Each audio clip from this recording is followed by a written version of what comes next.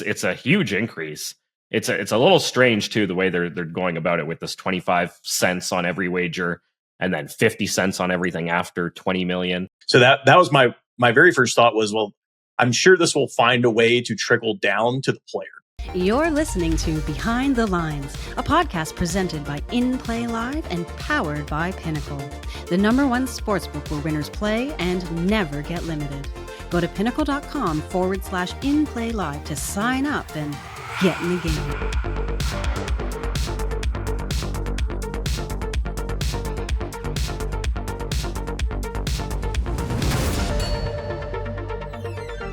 Welcome in. It's Behind the Lines, powered by Pinnacle, purifying the sports betting industry. I'm Shane. We've got Pace in the house, and we've got the great Gosu Thune joining us. John Wilson here as well. On today's show, betting stocks slide after a state surprise tax. An exchange with ties to the White House refuses to back down. We're kicking out Kiosk. DraftKings is getting sued, and we've got finals, NHL, NBA, and a lot more on today's show. It's jam-packed. Before we get to it all, though, John, big congrats for the call out here on this podcast. Indiana Pacers to win the East at a huge number, 28, 29 to 1, whatever you got when we called it, something in that range. John, this is your opportunity to victory lap. Go for it, my man. Oh, well, I mean, it's finally good to get one of these long shot wins. We've had a lot on the podcast, so we've called that have had a good run. I mean, we gave out the Nuggets. We gave out the Clippers. We double dipped in the West. The Nuggets took the Thunder to Game 7. Thunder are minus 750 or so favorites to win the finals. So I think taking them to a Game 7 means that's a great bet. And then we gave out the Rams to win the Super Bowl last year. I know they were in the red zone with a chance to beat the Eagles, who obviously went on in dominant fashion to win that Super Bowl. So we've bbeen real close. We've picked some good spots. So let's hopefully keep it going into the next sports season. Yeah, and I think you might have some picks for us at the end of the show there. So stay tuned, everybody out there, for those, because you won't want to miss those. But congrats, John. What a call. And I think only 4 or 5, a handful of sort of those long shot bets called here. And to hit one at almost 30 to 1, I mean, you're well into profits if you tailed all of them. Yeah. I mean, if you bet the Eastern Conference winner every year for the rest of your betting career, you're at worst breaking even. You're going to be in the green. So it's like, that's why I tell people with these long shots, like you're not going to win. You're not going to win that many. But the one when you do win, I mean, it's just it pays for itself for a long time. So yeah, it really does. Well, awesome. Shane, also just on the note of the Pacers, we stopped to the last episode to speak about them from a live betting standpoint. Yeah, and I think I could be wrong. May was not the best at In Play Live, but we crushed the Pacers bets all month long, and this past week was great for it as well. Also, it's really nice to shoot this knowing that nothing's going to change. Yeah.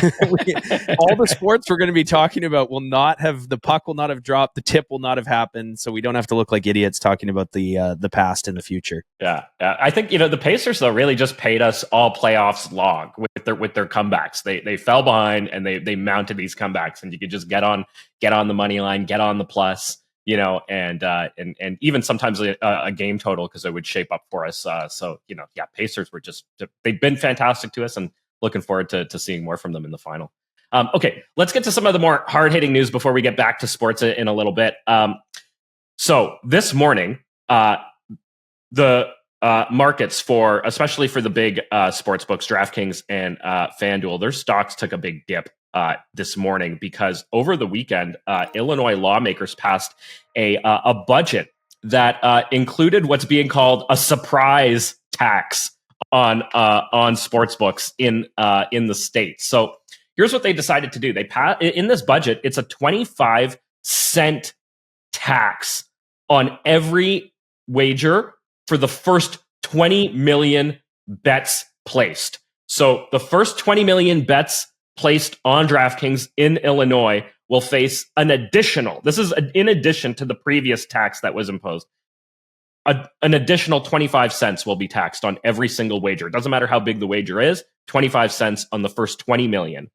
Then it goes to 50 cents for every bet over that 20 million mark. So, the 21 or 20 million and one, that bet, well, they'll take 50 cents off of that. So to give you a sense of like, well, what does this bring the tax rate to in that state now? It previously had a 20% to 40% tax rate, and it was based on adjusted gross revenues. So it all depended on how much the book was making in the state, determined how much exactly they were paying in taxes. But basically, what they're sort of saying here is that this is going to, it'll be a 12.5% tax increase for everything that's under the 20 million. So if you're just getting 25 cents off of the bet, it'll be a 12.5% increase. And for everything over the 20 million bets placed, it'll be 17 to 20% of an increase. So that means we're talking about FanDuel and DraftKings being the two sort of biggest sports books in the state. They're going to be paying about an equivalent of 57 to 60% tax rate in the state. That makes it the highest in the country, like by far. You know, New York, Pennsylvania, in around that 50% mark. This is going to take it way up. It's a huge increase. It's a little strange too, the way they're going about it with this 25 cents on every wager and then 50 cents on everything after 20 million. The Sports Betting Alliance, so a little conglomerate representing all of the big sports books in the US, came out. They put out a statement, and I'll just read their statement here for you guys so you can kind of see where they're at. But they say, make no mistake, this discriminatory, punitive, and constitutionally suspect tax increase on legal sports books who have invested more than $1 billion in the state will be destabilizing for regulated sports betting in Illinois. All right, so that's the statement there. And you know what? Like most of the time, you know, I'm not siding with the sports books a lot of times, but in this case, I mean, it seems unreasonable. It seems unfair. I don't know how you can just keep increasing taxes in this way and sort of doing it in all of these sort of, we'll call it creative ways.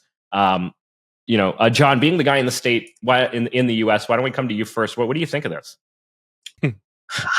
I mean, I just, it's kind of the first that I've heard of it. So I'm trying to break down like a couple of different thoughts. My first thought was thinking back to, so in the state of Tennessee, there was several sports books, most notably Caesars, because of Tennessee regulation. I believe it had something to do with the amount of money that they had to keep within the state or something like that to operate. They just basically juiced everybody more. So like every bet, like a main market bet on an NFL spread, it wasn't minus 110 on both sides. It was minus 117. So, obviously I don't know how they got away with doing that for so long. They eventually went away from that, because why would anyone pay minus 117 on their sports book when they could go bet it anywhere else, like DraftKings for a different price. So that was my very first thought was, well, I'm sure this will find a way to trickle down to the player. Right. And then also the next thought was, why would I even take $1 bets, $2 bets if I'm effectively paying a tax on them that's so exorbitant because it's a flat amount regardless of the wager? Just really bizarre to me. So it's like, normally on a lot of these, I think the minimum wager on FanDuel, I think is like 10 cents. Yeah. Well, you can't even have a 10 cent wager, I think, because you're like, I don't even know how that would even work. And maybe there's some stipulation, maybe there's some fine print within the tax law there that says maybe this is bets on over a certain amount of money. I don't know. It's like, it doesn't seem that way, but I'm sure that actual reform is a really large document. But I just, to me, it just seems like, okay, well, then you're penalizing the casual bettor. We already know sportsbooks don't like the very serious winning players. So who is there? Are they going to just start only focusing on this very specific subset of people who can afford to bet $50, $100 and lose all the time? And how many of those people are actually out there? And, how do you like prioritize that? So, and I also was wondering, what's the basis for even wanting to do in the first place? Is there some sort of brick and mortar force within Illinois that's, pushing because they think these books are taking too much of their bottom line or their competition? I don't know. But those were just kind of my initial thoughts on this. And I'll mention too that Sports Betting Alliance did say in another in a portion of their statement there that it's very likely that this tax will be passed on to the customer at the end. So, more juicy lines as you kind of referred to there. Pace, DraftKings was trading 5% lower today. Flutter down 3% on this news. What do you think about this? I think the sports books have it tough. We've talked about their stock price on the show quite a bit, and they have it tough from the standpoint that their approach to the industry was like very marketing heavy, very bonus heavy. Made it really challenging to turn a profit. Still challenging to turn a profit. We haven't really talked about this, Shane, but we've seen a book like FanDuel remove their max bet button, so transparency on their hold for the players has decreased. And then FanDuel, a book that has been pretty good to winning players, where you get limited to 10% and you still have money that you can play with. They've limited that further in the last month or two here, where if you were able to get 500 down, maybe it's only 250 now, or maybe it's only even 50 now. Yeah, I'm less than 50. Like I'm just recently in the last 2 weeks, I'm like fully limited on FanDuel. Yeah, so they've really cracked down on winning players, and they're doing that to obviously try to start turning a profit. Where players like us go, oh, at least we still have this ability to get down at FanDuel. So that's obviously not the best for the player, and then you just put this into the equation on both sides, the player and the sports book. So if it gets passed on to the player, it's bad for the player, and then obviously the sports book themselves have to deal with this. It's so stupid. Like, in theory, based on John's point there, you place a 25-cent parlay that pays out $200,000, and the sports book's getting free rolled between the government and the player. Yeah. They're being like reverse arbed on these crazy parlays. So we might see a minimum bet size of maybe $10 or something like that in Illinois rolled out, so that the 50 cent or the 25 cent becomes a little bit more reasonable. Also, from the juice discussion, where you go, okay, like, if it is 25 cents, if I'm placing a $100 bet, does it matter if it's 25 cents more juice in payment? Maybe not. So maybe they can do it where it's some sort of scale for your bet size. Like, we've seen that at SX. So when you go to place a wager, we haven't talked about them in a while, Shane, but where there's a maximum amount that they're going to take. And let's just say that on the line. So let's just say it's $10,000. The first 3,000 might be at a certain price. This next 2,000 at another price. And that's because it's an exchange where someone's offering those different prices, but you buy that all up. Well, perhaps there's an opportunity for, if you are betting $1, the VIG is just crazy. Whereas if you're betting 10, it's less. If you're betting 100, it's smaller. And if you're betting 1,000, it's the same as what it was. Hopefully that message gets out. So when they talk about passing that tax on to the player, it is done so in a way that is efficient for the players that do bet more money, because penalizing them, I think that they mentioned in their statement, like, this is going to be debilitating to the regulated sportsbook. Yeah. Well, penalizing the player, what that turns around is, of course, us going to then look for sports books that are available to us in the gray market that don't have that juice, right? So the ecosystem just continues to evolve here in a really challenging way in a lot of ways, and I find it like almost kind of funny, where you just look at the whole landscape and you go, okay, we want to legalize sports betting because we know it's an X billion-dollar industry where we are not getting tax. Okay, the tax starts rolling in. The sports books are struggling to profit, but the tax is rolling in. And then you just press a freaking button and go, let's, more than double essentially our effective tax rate, out of nowhere. And it's like, meanwhile, on the other side of the equation, you got people losing their shirts with gambling addiction. So, like, I don't know. It seems wrong. Seems wrong. Yeah. Yeah. It just seems unfair to increase it that way. But I want to move along because you've sort of given me a nice window to segue here by bringing up SXBet, an exchange that we're all familiar with and have used pretty frequently. There's another exchange in the US specifically in Pace. We don't have access to it here in Canada. I tried just before we started recording here. But this is Kalshi. And John, I don't know if you have any experience with it. I see you nodding away there. That yeah, you know what I'm talking about here. Okay, so this is an exchange, Kalshi, and it's operating in every single U.S. state, even the ones that are not regulated. It is operating right across the U.S. This exchange, this company, has ties to the White House. Donald Trump Jr. is a strategic advisor with the company. Now, like I said, it's operating right across the U.S., but obviously regulated states are taking issue with it. 7 states have sent cease and desist letters to the company. And Kalshi's actually fought 3 state regulators in court and won.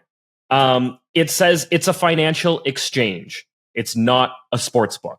And the judges have ruled in its favor. It was Nevada and New Jersey specifically here where it beat those state regulators.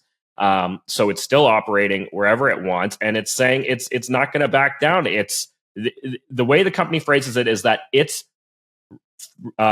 regulated federally by the Commodity Futures Trading Commission. And that it is a full-on financial exchange that offers sports betting, sports wagering, or offers sports contracts. I think that'd probably be the terminology that they would use. Yeah, that they offer sports contracts. Now, right now, it's sort of like just main market stuff. They're not offering props and all that others, all of sort of the derivative markets. But it's sort of it's just saying, you know what, we're doing this. We're doing it right across the country, and try to stop us. And by the way, we've got friends in the White House. Pace, maybe we'll get a chance to use it in Canada at some point. We can't right now. The whole country, all of Canada can't access it. It's not just Ontario, which, for those who know, sometimes Ontario is the one that's just restricted, while the rest of Canada can participate. But it's actually all of Canada that isn't allowed. But I could get myself on a wait list so that they would let me know once they're available. John, give us a sense as sort of the guy in the US, what kind of impact is this having on the market there? Yeah, I mean, I was excited when we actually got an exchange, because other places like in Canada, there are exchanges you can use, right? But in the US, like we don't have any. This is like this was the first one that I was aware of. And I will add that even Robinhood, the investment app, they have sports contracts now.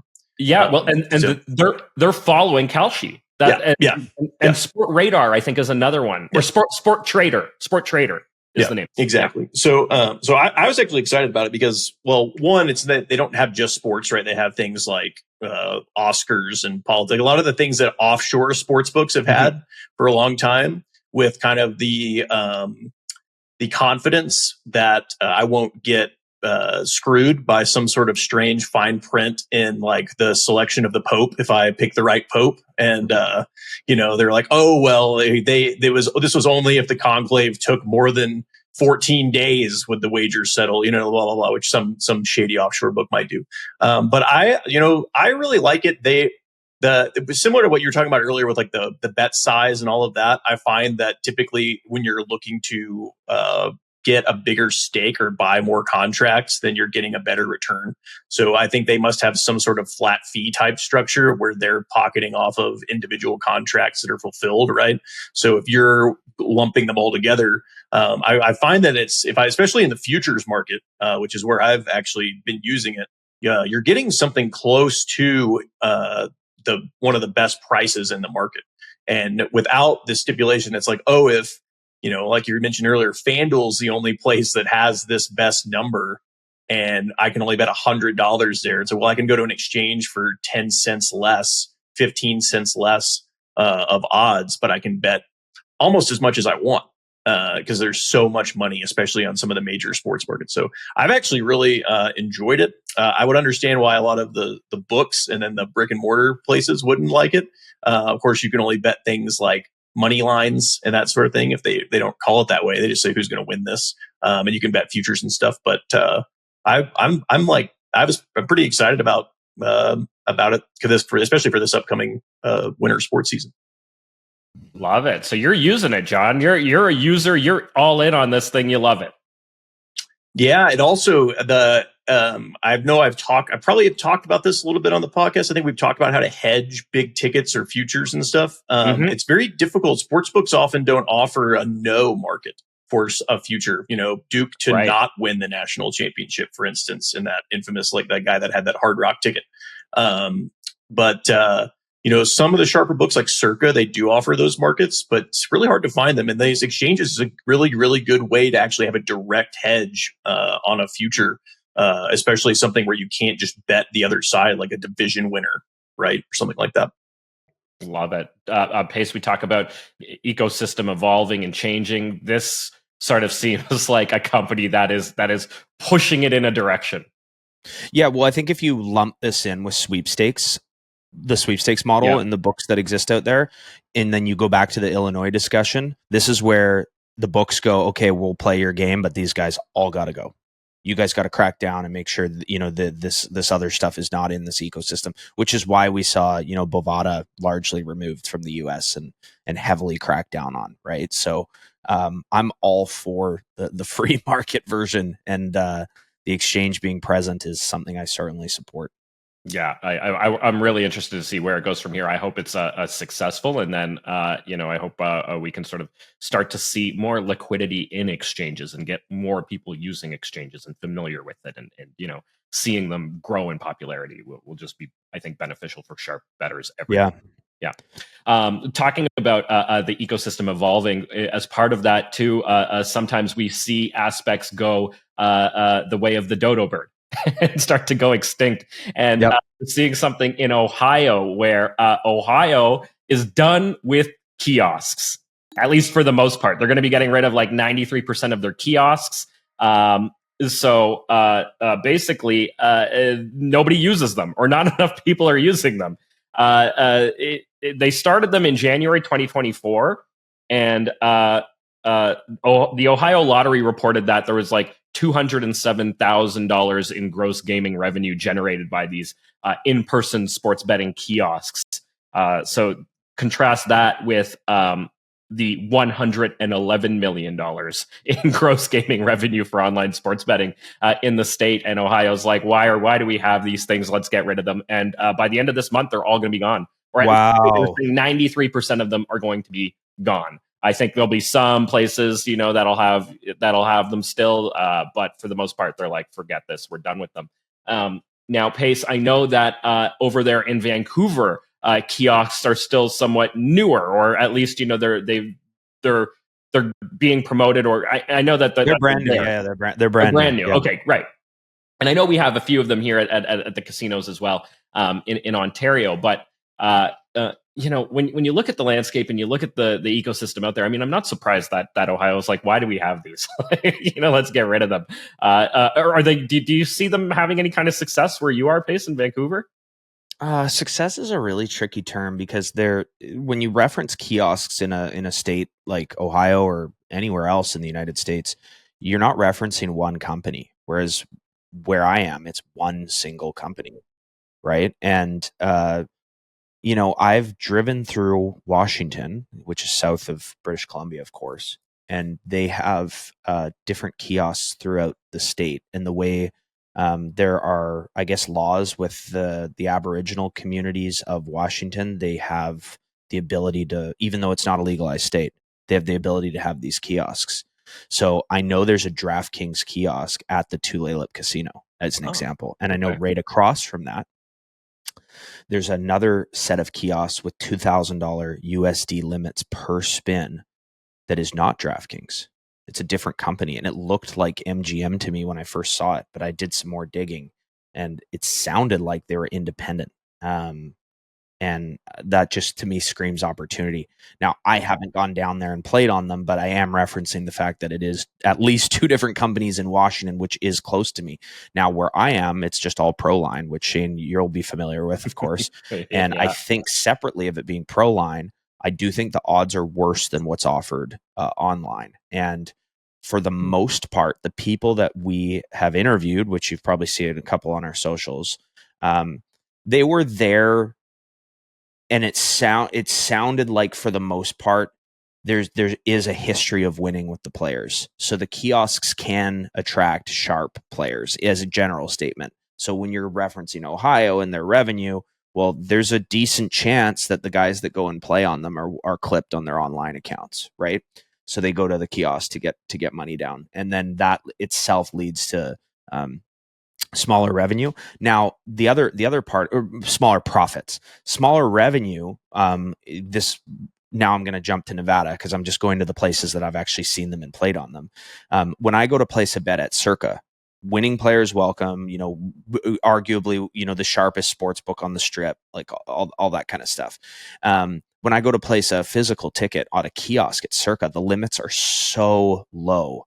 And I personally think that the smaller limits on the kiosks is obviously to limit risk for people that are trying to move money through kiosks, making it harder for them for it to be substantial. So, there's a sweet spot between like, I'm a sharp player, I'm going up to the window, I've got $10,000 in my hand. Will they take this bet? Versus, okay, I'm going to move this through kiosks across the strip at different prices and all that kind of stuff. So I guess they've sort of tried to figure out like, what is that number that deters the biggest of bettors, but still attracts the recreational player, where we don't so much need to worry about the fact that these machines are anonymous, right? So now, again, back to your question with Ohio, when you piece all of that together, I do think you are sort of appealing to a very unique subset of customers with those kiosks. Many of them sharp, and many of them probably not massive sports bettors. So that's probably going to lead to smaller revenue and, as you alluded to, smaller profit. I'm all for having them because, again, I'm going to just go back to what I said: free market, more options, better. But right. Quick question for you: what's the limit at the one in Vancouver? At the kiosk? It's 2,000 Canadian, and okay. I made a $500 bet on the Leafs game 2 at home against the Panthers, and it was I didn't price shop at all, other than I had Bodog on my phone. It was 2.45 at Bodog, so that's plus 145 in American odds. And I placed the $500 wager for social content at plus 110 or 2.1. And at the same time, there was Negative an AHL game. At the same time, there was an AHL game on live, and it was tied 1-1, I believe. And they were offered the money line at minus 130 on both sides. Oh, wow. Jeez. So, and the thing is the reason why these sports books will be so commission heavy, and by the way, this is again advertised as the safe place to play and like all this bullshit, right? The reason why the commission will be so high is because of the fact that it's an anonymous station where sharp players can come and play. And then separately of that, we've touched on who ends up betting at WinBet, who ends up betting at FoxBet, who ends up betting at what was those bums that we had at Power Play, right? Like you end up getting the sharp players that come through that system. So what do? You increase your commission substantially. But if you really know what you're doing, you increase the commission on the markets that you were vulnerable on. You remove the markets that you're vulnerable on or adjust them, but you don't offer minus 130 on two sides of a money line in a tied hockey game. Like, if anything, as a sportsbook operator, you should have the understanding and wherewithal to recognize that minus 110 on both sides of that equation, minus 115 if you need to, it's okay. You can do that. It sounds You're like not getting burned there. Yeah, it's the lazy way of trying to protect themselves. That's what it is, right? It's just 100%. It's the sort of easiest, laziest way to manage the risk. John, where do you see kiosks sort of fitting into the American betting ecosystem? Do you expect more to kind of follow Ohio's lead here and just be like, we don't need these, there's no point for them? I don't know. I mean, I come from a place where there are no brick and mortar casinos, right? We only had online, and that's how I first started sports betting. So when I go to a kiosk and I see the exact same interface, let's say at a Caesars property, as what's in the app, I think, well, I don't understand why I wouldn't just use the app. Now, if you don't have money in it, you don't want to deposit. Like, there's a reason to use cash or whatever, especially if you're at a casino, then the cash is ubiquitous, can be used. for other games you might play, right? Whereas that sportsbook money is just stuck in the sportsbook. And so that could be one reason for it.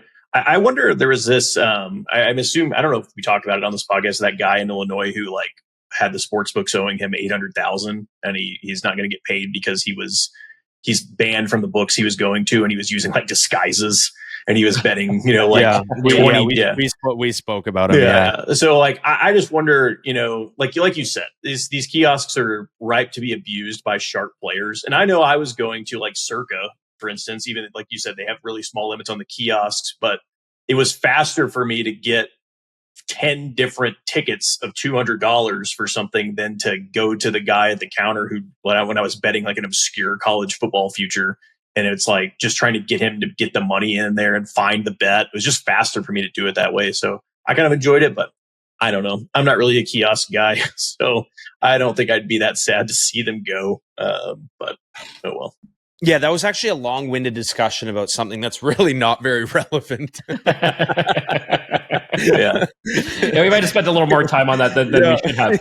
Okay, well then let's move it along here, because this is one that is getting a ton of attention. But I think the guy has no leg to stand on, if you ask me. And I guess there we go. I put my position on the table right away. But this is the guy who's suing DraftKings for $14.2 million for his golf wager.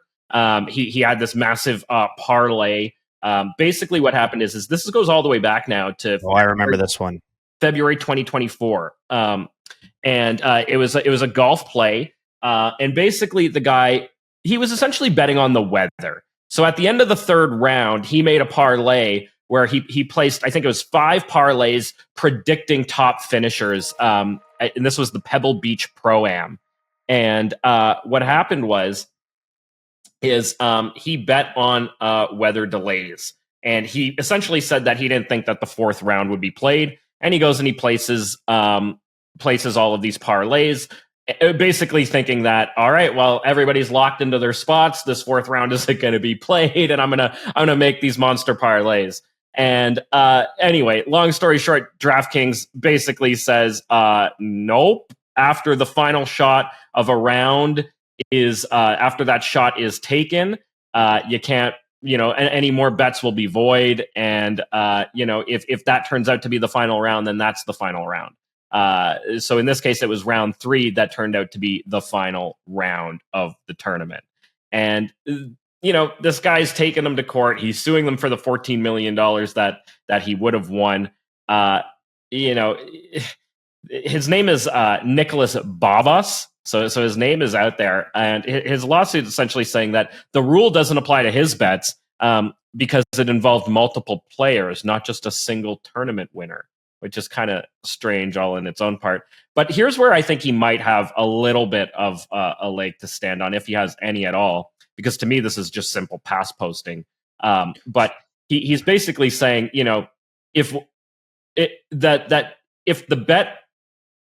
if the round had been played, if the 4th round had been played, DraftKings would have taken his money completely, and it's applying its own rules inconsistently. But I don't know. To me, this is simple pass posting. You kind of knew that it was going to be delayed. You got your bet in before it was officially called, before the 4th round was officially called off. I don't know. John, what do you think? I mean, I think everything you said, I kind of agree with it. We all know we're dealing with getting free rolled. It doesn't make it right. I wish there were a way to get rid of it. It's the guy I just mentioned earlier.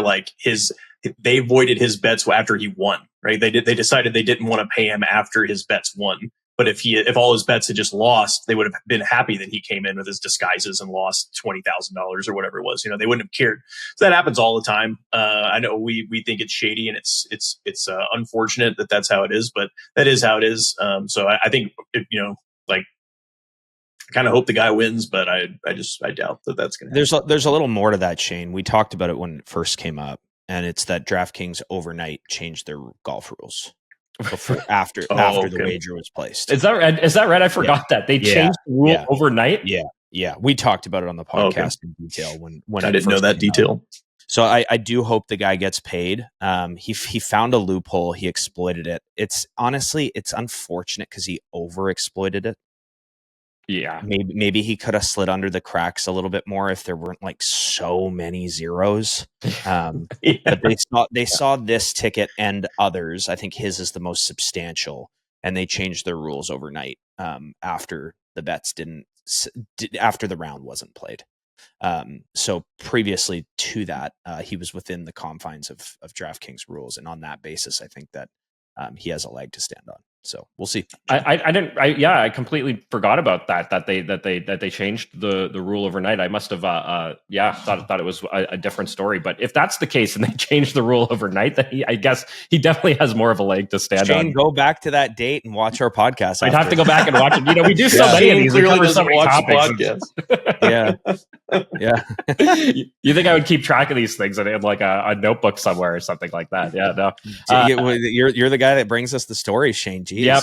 Yeah, it's basically bring the story, share the story, and then it just leaves my brain and my mind completely. Capacity is limited here, Pace. That's why we track, Shane. That's why we track.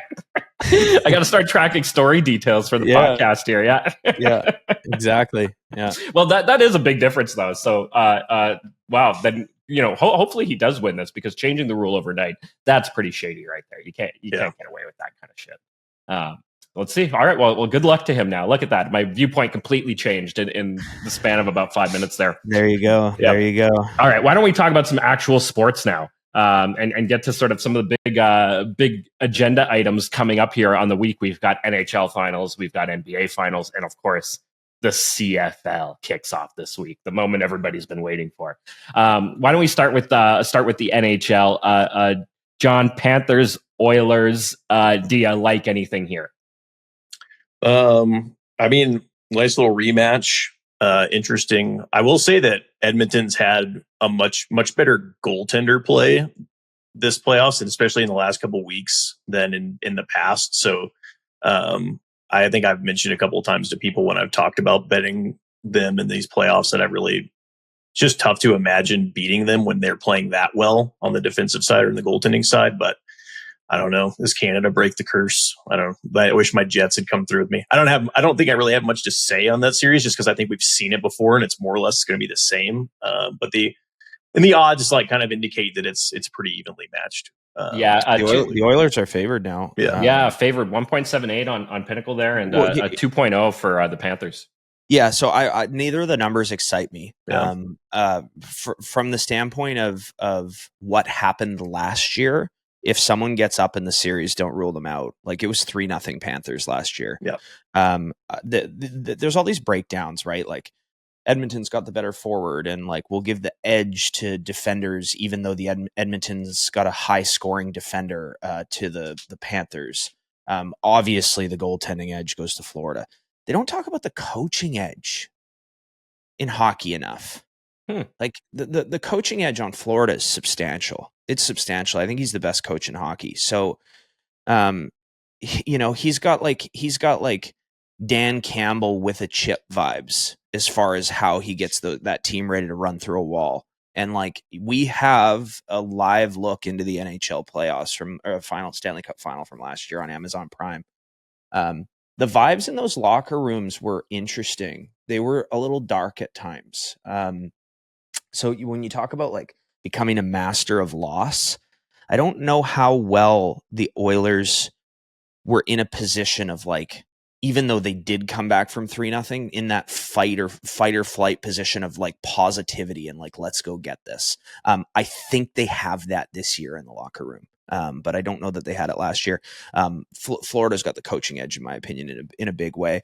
And Edmonton's got the chip on their shoulder. I don't want to try to predict this one, but it should be a great series. Should be really good hockey. And very well could be McDavid's time. And from the Canadian standpoint, bringing the cup home to Canada, if it does in fact happen, the Canucks have, I think, 0 Canadian players on their team. Edmonton has, I think, the most Canadian players on their team in the entire NHL. So it actually kind of makes a little bit more sense to care about. This is the basis of why fanship is so stupid. right? Like I can sit here in Vancouver and cheer for the Canucks, and not one person is from Vancouver on the team. And meanwhile, there's just unbelievable hockey talent. Celebrini and Bedard and Carey Price was from Victoria. Like I keep going on and on and on of the hockey talent that comes out of each province of Canada. And then people are cheering for the Canucks here when we don't have any Canadians. So fanship's so fucked up in theory. But yeah, if you're cheering for the Canadian narrative, and you now have another reason to cheer for it, because I believe the Oilers have more Canadians than any other team in hockey.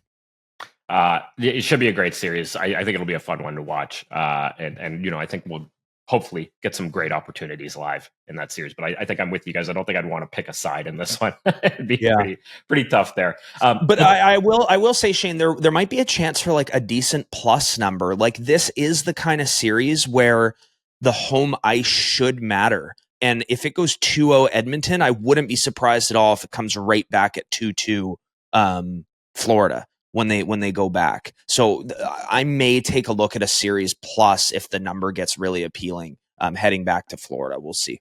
Okay, well, maybe that'll be in time for next week's podcast. We'll see how the schedule breaks down. Yeah, we can revisit it then. Okay, let's go over to the NBA because we talked about Canadian talent. We got Canadian talent on both sides of this matchup, which is really cool. Nemhard is from like half an hour away from where I live.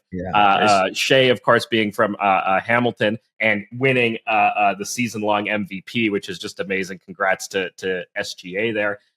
Tons of Canadian talent featured in this, so I'm excited for that pace. I know you're probably excited for that.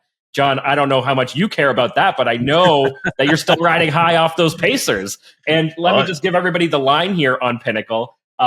Obviously, OKC, a huge favorite here, paying 1.169. I don't know what that is in minus odds. Pace, do you want to, or John, you can tell me what the minus is on that for American odds. But the Pacers paying 5.73 to 1. I saw as high as 6.0 leading, like once the series was announced. I saw as high as 6.0. Yeah. So let's just talk about this for a second. We've talked a lot about the Pacers on this show in the last few weeks here.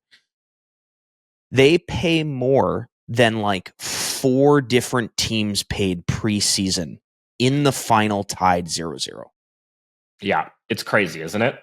It's just wild. It's insane. Yeah. To give you a sense too, I think, Pace, when we did this, I think maybe 2 weeks ago, we were looking at the Eastern Conference and the Western Conference Finals and looking at the odds and then the 4 different teams to win it all. And the Pacers were paying like 10.0 or less than 10.0 on Pinnacle. And here they are now in the final and they're still paying 5.7. It's like, the books just want to hand it to OKC. And I'm looking at it going like, these Pacers have played incredible basketball. I mean, I don't know how it could be that wide. Here's some more perspective. So the first one that I just gave, the second one now is there is no other series of every matchup of the playoffs, I don't think, that paid more than this one. Maybe Memphis against OKC. Yeah, Memphis against OKC paid more than this. Yeah. But this is up there with any round 2, for sure. Any round 2 number. This is higher than any round 2 number that was offered. Cleveland, Miami was really bad as well. Yeah. So it's absolutely crazy. Like I'm just thinking about some of the parlay numbers of the big favorites in round 2, and there was minus 800s there for sure. But that it's very similar to. So they're just to get no credit at this stage, and I don't necessarily think the Pacers are going to win the championship. This is for sure going to be their hardest series, but they are getting no credit at all. It's crazy. John, what do you think? So I'll actually give a couple stats. This is via ESPN, but through sportsoddshistory.com is where they're sourcing it from. So this is the Thunder are the second biggest favorite in the last 20 years. So only that 2017-18 Warriors team, they were minus 1,000 against the Cavs that year in the finals. And then the Pacers would be the biggest long shot preseason at 50-1 to win it all in the last 40 years. And then in the past 50 years, only 2 teams that were at least 3.0 in the finals actually won the title. So that was the 04 Pistons and then the Toronto Raptors in 2019. Yeah. So like 2 teams in 50 years have been 3.0 or longer. Now it probably doesn't have, what's the, how many times has that been? Maybe 20 times, something like that, 25 times. Yeah, right. They're more likely to pick up. Like closer series typically in the finals. But, I don't know. I think we've mentioned a couple times in this podcast going into the playoffs. This Thunder team is, I've bet against them a couple times in the playoffs. I've sort of had tickets against them, futures wise, right? Like the Nuggets. But when you look at the numbers, they're historically great. I mean, they're amazing. They have numbers that are as good as any of those Warriors teams from a regular season perspective. Like, I mean, they're truly are, whether you stack it up, if you were to just show people stats who didn't know anything, they would think they're a top 5 team in the history of the NBA based on what they've done this year. So I think maybe they're finally getting the respect, and it's just because they're so young and they're relatively inexperienced, I guess. So they made it pretty far last year.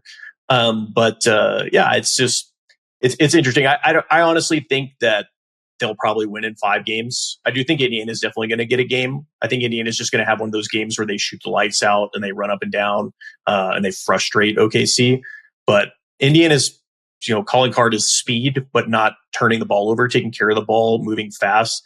And the Thunder just take the ball from people, and they have just so many defenders, and they're so good. And they just go on these 2-minute runs where the other team can't score, and they score every time. And then there's a 6-minute stretch where the other team can't score, and the next thing you know, they're up 20 plus points, and it would used to be a tie game. So I think it's gonna be really tough for Indiana, but I really agree. The odds are pretty incredible for a team like the Thunder who haven't won it before. Because at least that Warriors team had won championships and had Steph Curry and Kevin Durant on it. Yep. Yeah.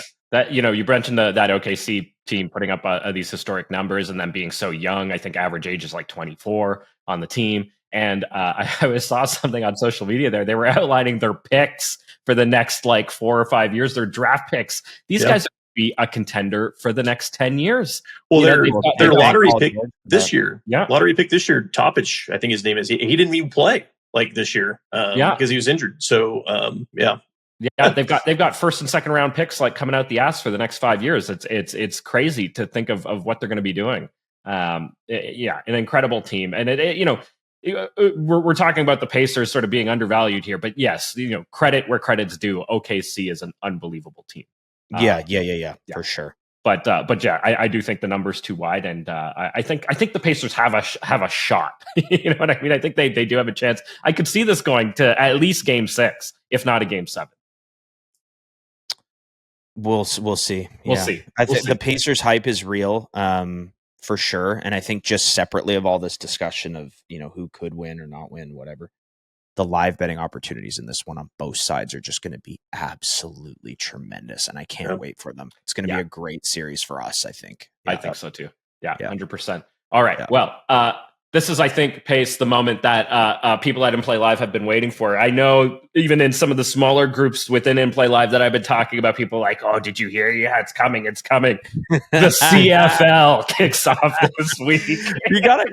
I gotta say something here, because we started betting on the CFL at In Play Live. I used to bet on the CFL in the summer almost as a joke. And I never tracked anything because as a bettor, I was just a person that I guess was lazy enough, but also successful enough that things did they were easier. You didn't need to just simply, refine this process because things just worked. Okay. And the CFL was it was so infrequent in volume. And I bet on it and I did well, but I didn't have data. And then when we launch In Play Live and we start betting on this sport, it was kind of a joke, and it still is. But now we've hit the point where people can't wait for this sport because we did so well on it last year. And it's also so ridiculous, cutting to commercial right after a flag's thrown. You never find out what it was. What was the PI one last year? Unintentional pass interference. Yeah, they make up rules on the fly. It's so corrupt. But yeah, we got kickoff this Thursday. Anyways, I think also, Shane, we had grinding with Gosu for the NFL. So we did. I think it's time to bring it back. Grinding with Gosu for the CFL, the gridiron grind. Gosu, you got picks for us or what?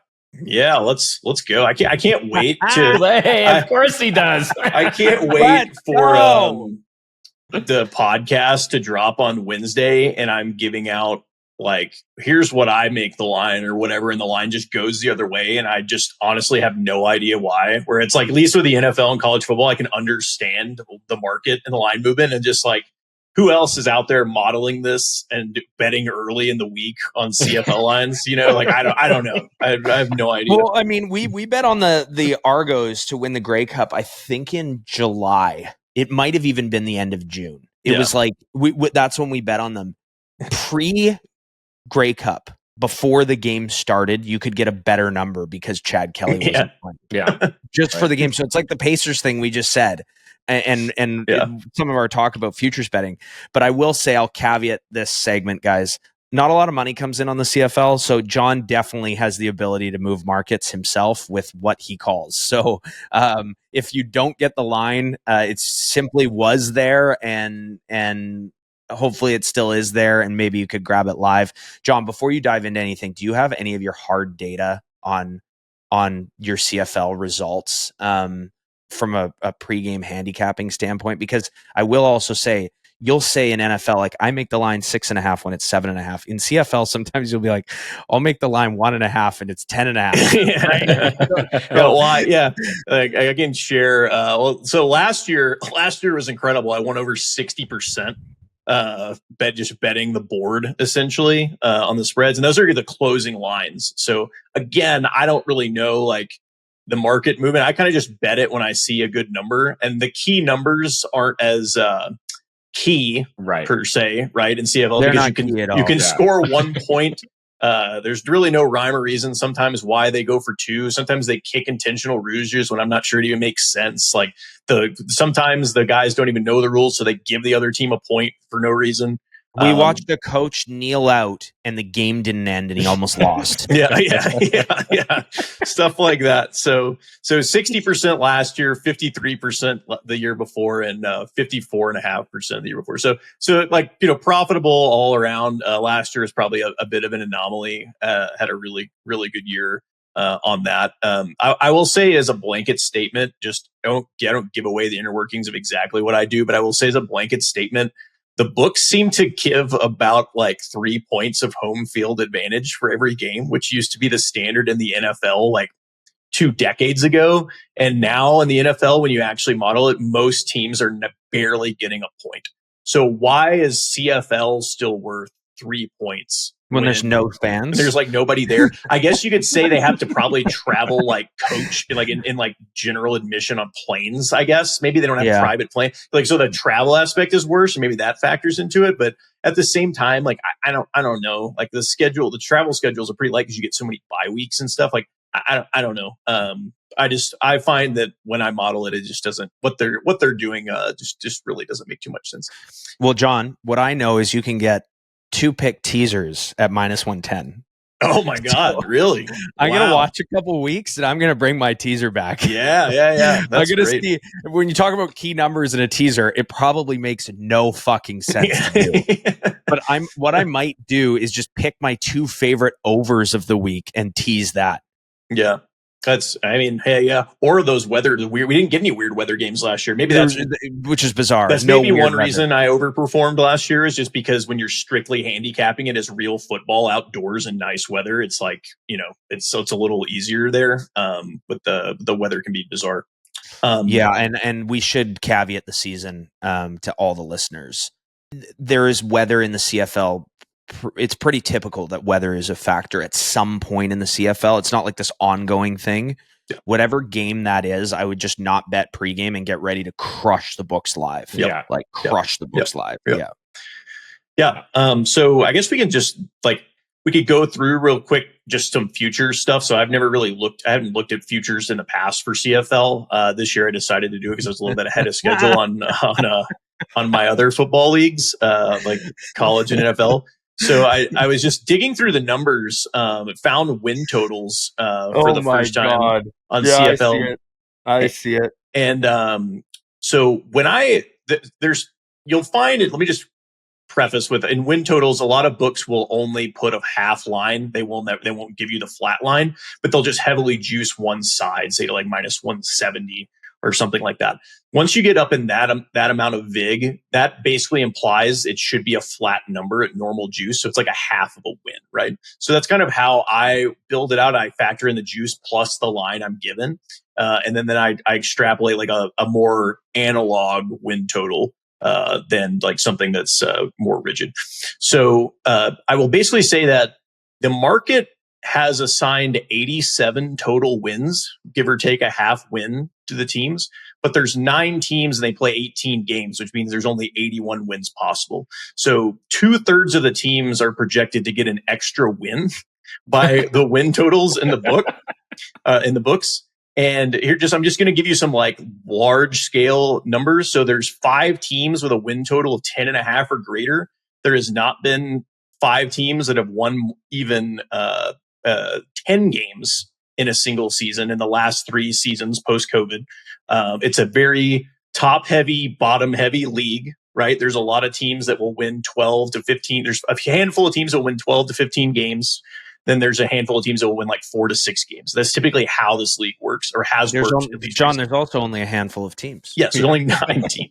So there's 5 teams with a win total of 10.5 or more. Like I said, 2 of the last 3 seasons, only 3 teams won 10 games.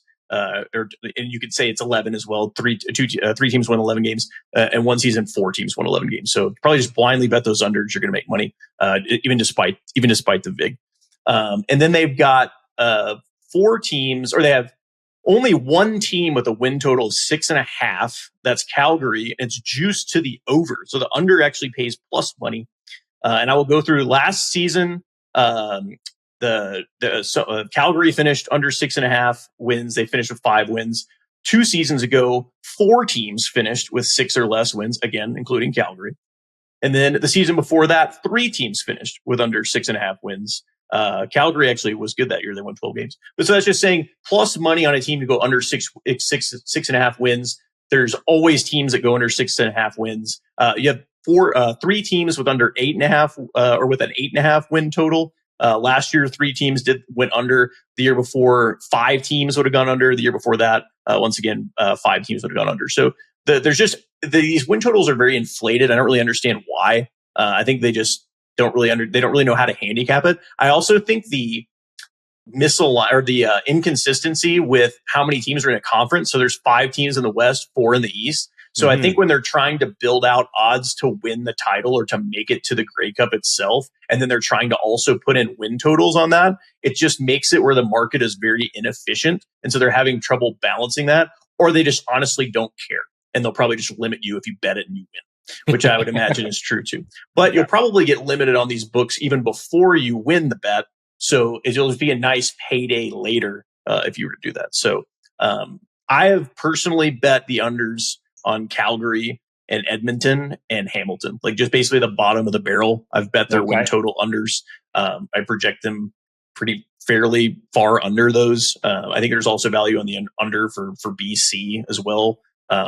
So just anyone who has a win total projected, like on the under 10 side of everything, bet those unders. And then I just really would stay away from overs. The only team I can project over is maybe Toronto, and that's just with the Chad Kelly question mark, because I think Chad Kelly is just by far the best player, or the most important player when he's actually healthy. He's much better than the other quarterbacks in the league. But he's just not healthy right now, and he wasn't he was suspended last year. But so I just won't really want to touch them until midseason, like we talked about earlier. So yeah, some books have Toronto at 11.5. Yeah, like 365 is Toronto at 11.5. Juicy to the under. I wonder if you could round robin the whole underboard. Yeah, I don't know. Some books like if you can do some parlays. Yeah. Because I know you can't on dog, but I think this is really great advice. I mean, just from the standpoint alone of that math that you said about 81 wins possible. Yeah. And normally projected, you just bet the board. Yeah, normally you see like, so for instance, let's say you took the NFL, and in the NFL there's whatever number of total possible wins. I think it's like 272. No, like 272, maybe the number would add up to about 280, 285, which is about a 5% or 3 to 5% vig to the over. And that's just because that's where they think most people are going to bet overs and they want the juice on that side, right? And they got a vig use somewhere. But you never would see something where it's like almost a 10% overage in the amount of available wins. Like it just doesn't really exist in other sports that I've looked at. So I just thought it was interesting that was out there. And the vig really isn't that bad. It's like on 365, I think it's minus 105, minus 115 for Montreal for their over under. So it's not like, they're juicing you normal. They just seems fully handicapped. So it doesn't matter if all these lose, which I think is impossible based on the math that you just gave. But it doesn't matter if all these lose. Just looking into that rationale is what makes John such a great bettor. And it also is what makes the CFL just so comical. Yeah. It's inefficient, right? It's just extremely inefficient. This value does translate into live betting in a certain degree as well. Yeah. So if you could take the under on wins live, no, I'm just kidding. John, what are those teams again? And what are the lines? So it's Calgary under 6.5. It's Montreal under. Yeah, Calgary under 6.5, Edmonton under 8.5, and then Hamilton under 8.5. So those just the lowest three. None of the 10.5s. I have not personally taken an under 10.5. It does, but like based on, because from my projections, those numbers are closer to correct. Like for instance, I have Montreal that like I just read their juice. Very flat on it. It's very like nail on the head, 10.5 line, but I make it about a little over 10, like 10.1. So you could justify taking that under, but for me, I'm looking for more than like a half game variance in this situation. So got you. Okay. Yeah. Okay. But like, I do think if you just blanketly bet the under on those 10.5s, I think you're probably gonna come out ahead. Like I said, the 10.5 probably go like 3 wins, 2 losses, or something like that. You would hope at least. That makes a lot of sense, especially given the data that you just gave. Okay, are you actually betting anything pregame in week 1, not having seen the teams? I will probably bet them, but bet them small. And so I always look at like what's the numbers, and obviously I need to manually adjust for roster things. Like I haven't manually put in like a roster adjustment for Chad Kelly for a couple of weeks, right? Because I think he's supposed to actually come back. It's early-ish in the season. They've said it's like he's in pads throwing in practice is what I've seen, but he's not doing like full contact drills. But I think he's supposed to come back soon. But I'm looking at the lines right now, and I'm trying to find, let's see, like a good one. So like I have like Hamilton on the road against Calgary. So Calgary is projected to be the worst team in the league. Again, like I make that line Hamilton -3. You can get Hamilton money line at -120 right now. So -110 on dog. Oh, there you go. So like I make them a field goal favorite again, because like I said, they're pricing in some kind of home field advantage for Calgary. And like, there's the Elks, like Edmonton, they hadn't won a home game in like 3 years until last year. So again, it's like, what is this home field advantage? I was waiting for some Elks picking. Why are we even talking about playoff basketball? Yeah. So Hamilton money line is probably one that I'll bet. The other ones I'm pretty close on. Like at the Edmonton game, I make it about 5. They've got 5.5. Ottawa, I make it SAS -1.5, and they've got, I see 2.5, 3, like juicy 2.5 out there. So that's where I show value, but the Hamilton one's the one that stands out to me as just, again, an inefficiency where they're handicapping a home field advantage that I don't know that exists. So, you especially wouldn't worry about the scheduling and the travel part in week 1. Like, there shouldn't be fatigue or whatever going in. I don't know if there's altitude there. I don't know. So but yeah. On. No, not much altitude over in Calgary there. Pretty low lying. It's out of the mountains. Yeah. Great stuff, John. So you gave us at least 4 picks there. One for week 1, which is Hamilton, and then the unders on the Hamilton win total, the Edmonton win total, and the Calgary win total. Yep. Yeah, there we go. Awesome. Great stuff. And for everybody out there, you can bet these or at least get some of your CFL action in at Pinnacle, where you won't get limited by placing these bets. You might even have a decent, be able to have a decent max bet on it if if that's what you're looking for. And a minimum $10 wager will enter you into our Pinnacle contest, the quarterly contest where 2,000 USD will be given away at the beginning of July. So after June is over, at the end of this month. Wow, geez, it's crazy how time's flying here, Pace. I can't believe we're already coming up on the end of the second quarter. So in about a month's time, we'll give away 2,000 USD to people who enter. So again, a $10 wager that can be sent on the Discord over to Raj that will get you in to the Pinnacle contest. So this is a perfect way to do it. Place a CFL wager. There you go. Nice and easy. Roll. All right, fellas. Well, anything else before we say goodbye? I think that's it, eh? Keep beating those books, maybe. All right, that's it. Everybody out there, till next week, keep beating those books. Thanks for tuning in to another episode of Behind the Lines. Remember to like, download, and subscribe. We are on YouTube, Apple, Spotify, and everywhere you get your podcasts. Have a betting story or want to be featured on our podcast? Drop a note in the comments below. And if you want to join In Play Live, use promo code Behind the Lines.